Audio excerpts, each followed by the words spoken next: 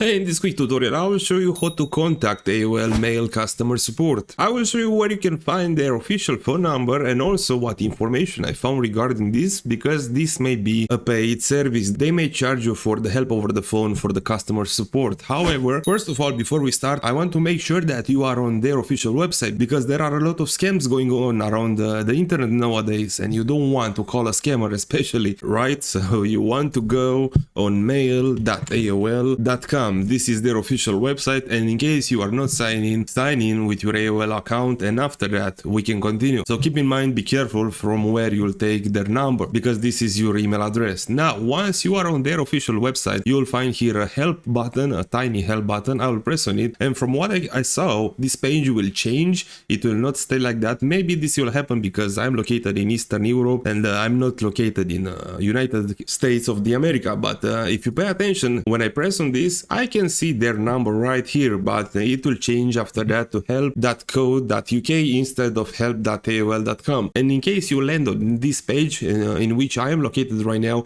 scroll all the way down, because here you can find talk to us. I will press on this button, and in this way you can email them directly, because I see for myself we are no longer offering phone support. To be honest, I have no idea if that's with all the countries or if they offer customer support only for some specific countries like the US, right? So just in case, I will put their official number one more time on the screen right now. And also keep in mind that their customer support, the help over the phone, may be a paid service from what I've read on their articles, so they may charge you for that. Also, if you want to fix something by yourself and you don't want to pay for their customer support, you can reach help.aol.com, and inside here you'll find a bunch of tutorials which are from AOL, and of course again it changed. And if I have, let's say, a problem with my password, I can type here password as an example, and as I told you, you can find articles on how to fix the problems by yourself on help.aol.com. So I hope this tutorial was helpful and you found a bunch of helpful information. Don't forget to drop a comment, and thank you a lot for watching.